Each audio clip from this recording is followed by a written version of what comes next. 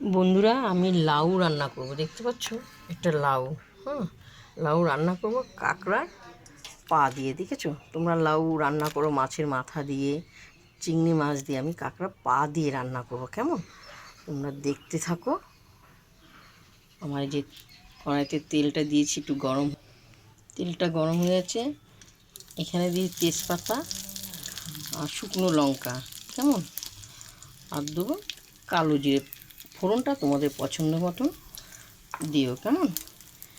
এরপর আমি তেলটা গরম হয়ে যাক, তেলটা গরম হয়েছে, আমি কাঁকড়াগুলো দিয়ে দেবো। কাঁকড়া পাগুলো ভাজবো। ভাজা হয়ে গেছে, স্বাদ মতন নুন আর হলুদ দিয়ে দিলাম। খুব সুন্দর গন্ধ বেরোচ্ছে, ভাজাটা ব্যাপক গন্ধ বেরোচ্ছে। এবার আমি টমেটো দিয়ে দিলাম, নেড়ে চেড়ে দেবো। টমেটোটা দিয়ে এরপর আমি লাউগুলো দিয়ে দিলাম। লাউতে দিদি ভাইরা জল দেবো না, কেন লাউতে জল বেরিয়ে যাবে। হ্যাঁ, ঢেকে দেবো, নাড়াচাড়া করে দেখবেন খুব সুন্দর লাগবে কাঁকড়া পা দিয়ে লাউ।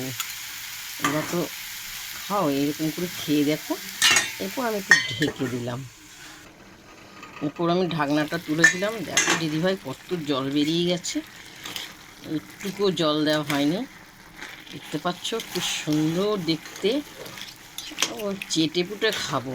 লাউ দিয়ে কাঁকড়া পা দিয়ে খুব সুন্দর। যারা জানে তাদেরকে বলতেই হবে না, আর যারা জানে না এভাবে করে খাবেন, কেমন। এই যে মশলা ভাজাটা দিয়ে দিলাম, এটা আমি দিয়ে দিলাম। ভালো লাগবে খেতে, অসাধারণ অসাধারণ, খুব সুন্দর। একটু ঢেকে দেবো, কেমন, একটু ঢেকে দেবো। লাউটা হয়ে গেছে, এরপর আমি নামাবো, কেমন। এবার আমি নামাবো, খুব সুন্দর খেতে লাগবে। খুব সুন্দর হয়েছে, দেখতে পাচ্ছ, লাউ দিয়ে কাঁকড়া পা দিয়ে খুব সুন্দর হয়েছে। এবার আমি খাবো, কেমন। দিদি ভাইরা, দেখতে পেয়েছো, আমি কাঁকড়াটা লাউ দিয়ে পা দিয়ে রান্না করেছি। যারা জানে তাদের বলতেই হবে না, যারা জানে না তারা ওভাবে খাবেন। খুব সুন্দর হয়েছে, অপূর্ব। তোমরা তো চিংড়ি মাছ দিয়ে খাও, মাছের মাথা দিয়ে খাও, আমি কাঁকড়া দিয়ে আমি করেছি, কেমন। এই দেখো, তোমাদের সামনে আমি খেয়ে দেখাচ্ছি। খুবই গরম,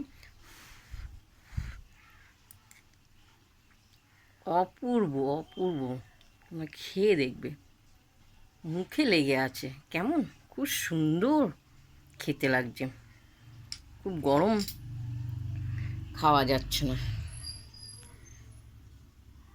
দেখো, খুব সুন্দর। তোমরা দেখে লাইক দিও, শেয়ার করো, কমেন্ট করে জানাও, কেমন দিদি ভাইরা। ভালো, তোমরা দেখতে থাকো, ভালো ভালো তোমাদেরকে রেসিপি আমি দেখাবো।